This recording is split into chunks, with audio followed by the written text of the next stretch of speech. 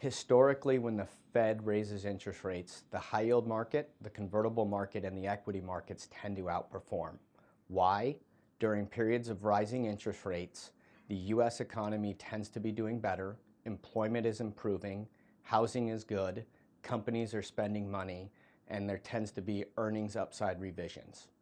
As far as whether we expect Fed to raise interest rates for the balance of the year, it will be data dependent. But it is possible that if the US data continues to improve, we could see rates higher by the end of 2015.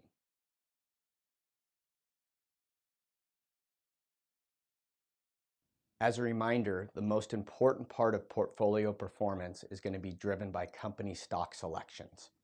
When we look at rising rate and how is the portfolio positioned, there's a couple of things to keep in mind. As far as the high yield positioning, coming out of 2013, we are overweight single Bs and underweight double Bs. That hurt portfolio performance in 2014. As we entered into 2015 and we already began to see a correction in the US high yield market, we selectively added to double Bs and we maintain our overweight in single B issuers.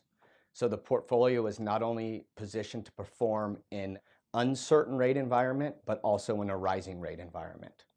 Similarly, if we look at the US equity market and the US convertible bond market, the portfolio is positioned to benefit from rising rates.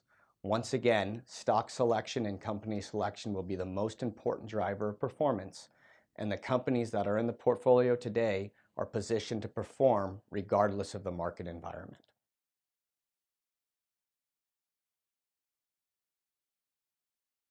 The search for yield is not over. Please keep in mind that the Federal Reserve interest rate is close to zero right now.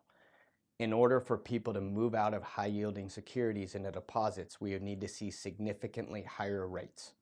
Because of the market pullback in high yield, we would advise investors to take advantage of the pullback and reinvest in the high yield market.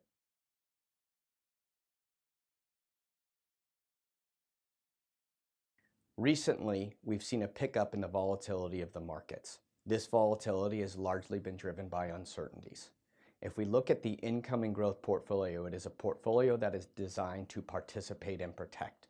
The asset classes of high yield and convertible bonds naturally dampen volatility. In addition, with the equity portfolios, we use covered call strategies, which will also help further dampen volatility. It is tough to say whether volatility will increase or decrease in the near term, but one thing is for certain.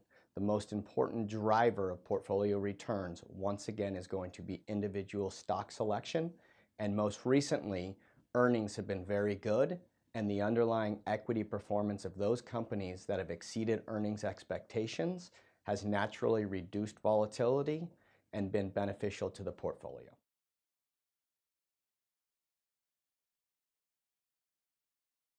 It is very important that clients should not time the market.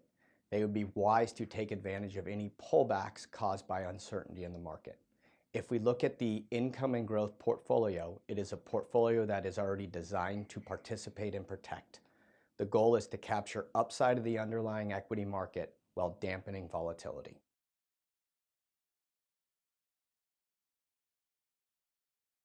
As a reminder, the most important driver of portfolio performance will be individual company selections. That is really going to be driven by earnings. Most recently, if we look at earnings, for the first quarter and second quarter, earnings exceeded expectations. Revenues have been a little more challenged, largely because of FX and currency hits to revenue. When we look at the third quarter and our expectations for earnings, other than select energy, commodity, and certain global technology companies, it is our belief that a majority of companies will meet or exceed earnings for the third quarter.